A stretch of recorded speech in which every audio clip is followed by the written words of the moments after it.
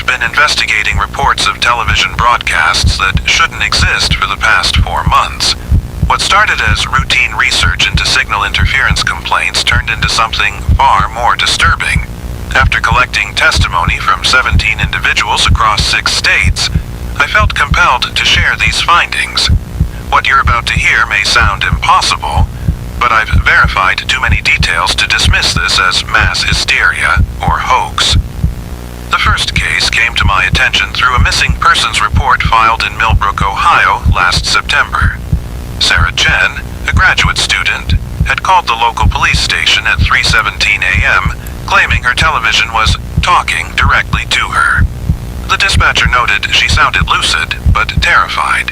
She was reported missing 3 days later.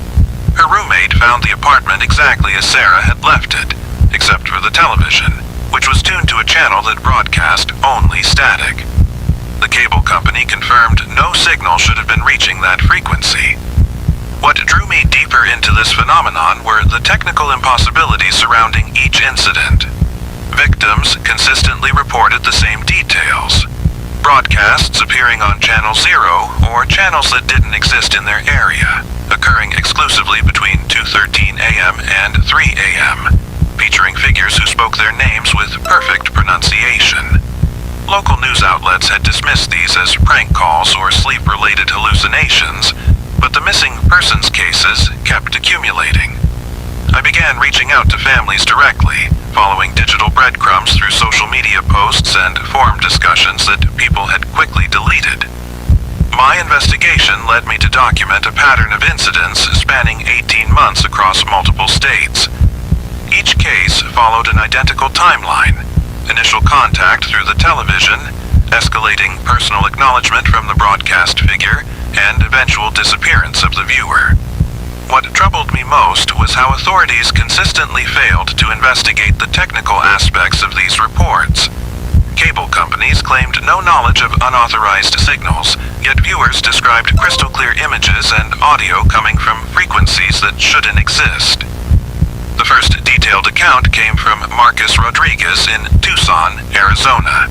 He contacted me after seeing a forum post where I'd asked for information about unusual late-night broadcasts.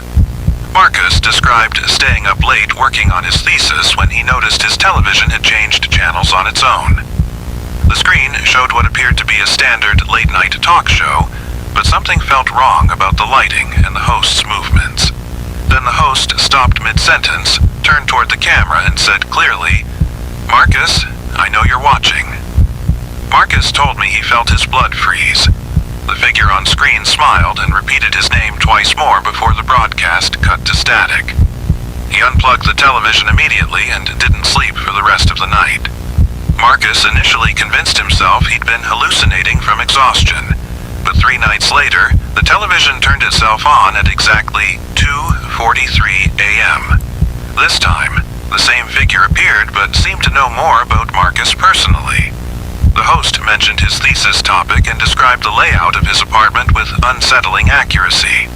Marcus documented this encounter by recording it on his phone, but the footage showed only static and distorted audio.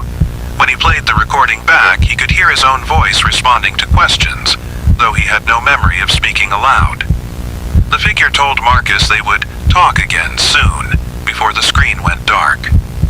During our final conversation, Marcus revealed that the broadcasts had continued for 5 more nights.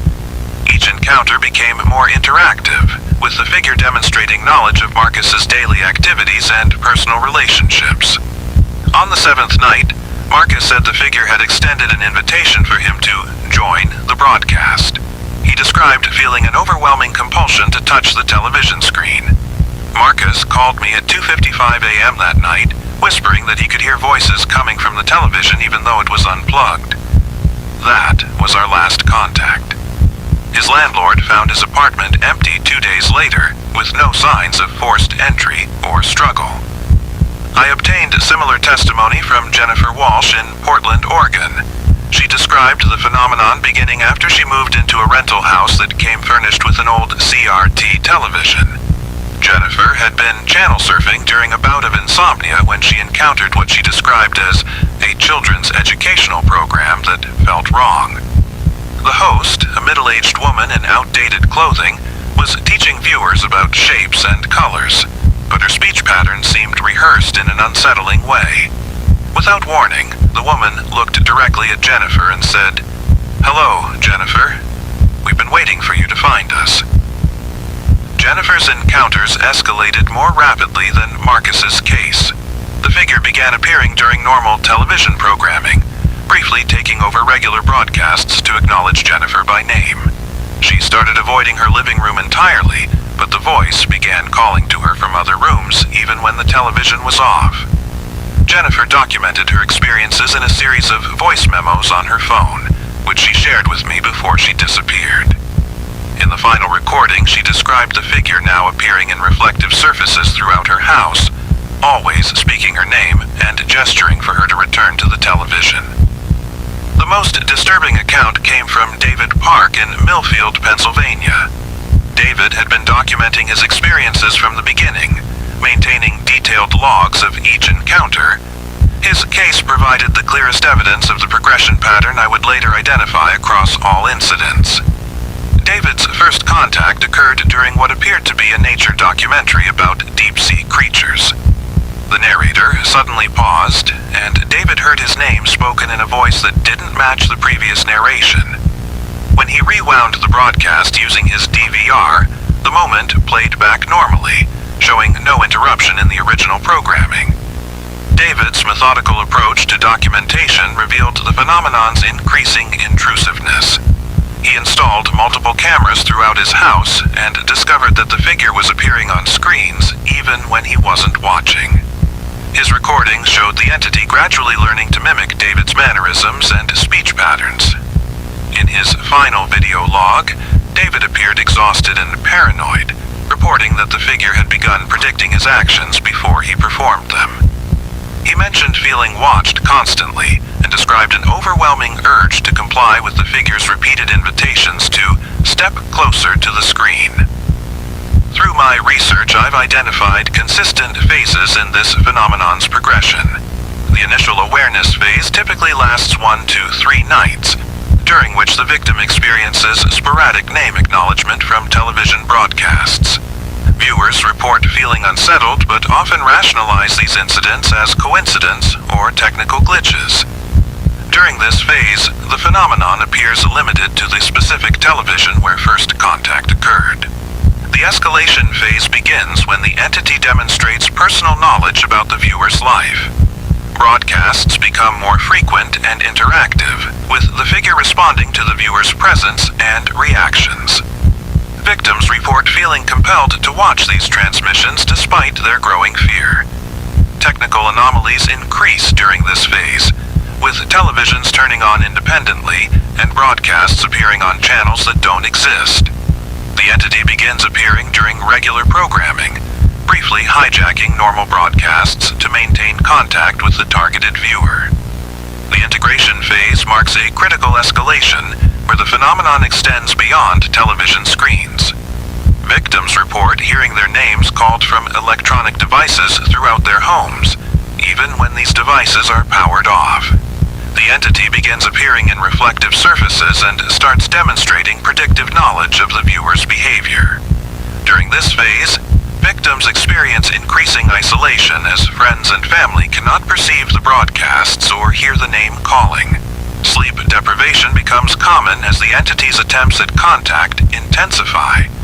The final invitation phase occurs when the entity directly requests the viewer's participation in the broadcast. Victims describe feeling an overwhelming compulsion to touch their television screens or follow specific instructions given by the figure. All documented cases end with the viewer's disappearance within 72 hours of receiving this invitation. No trace of these individuals has been found, and their televisions are discovered tuned to non-existent channels broadcasting static. My attempts to verify this information through official channels met with consistent stonewalling. Cable companies denied any knowledge of unauthorized signals, claiming their systems couldn't broadcast to non-existent channels. Federal Communications Commission representatives insisted that the described phenomenon was technically impossible, citing signal encryption and frequency allocation protocols. However, I discovered internal FCC documents through FOIA requests that reference anomalous signal reports dating back 3 years, with investigation files that remain heavily redacted. Local law enforcement agencies demonstrated a troubling pattern of dismissing missing persons cases connected to television-related reports. Several officers I interviewed off the record admitted they'd been instructed to classify such cases as voluntary departures, regardless of evidence suggesting otherwise. One detective in Ohio confided that his department had received federal advisories discouraging investigation into broadcast-related missing persons claims. When I pressed for more information, he became evasive and suggested I discontinue my research. I've documented 17 confirmed disappearances linked to this phenomenon, with 3 additional cases currently under observation. Each missing person's television was found broadcasting static on impossible channels, and several showed signs of recent screen contact, including handprints and facial impressions on the glass.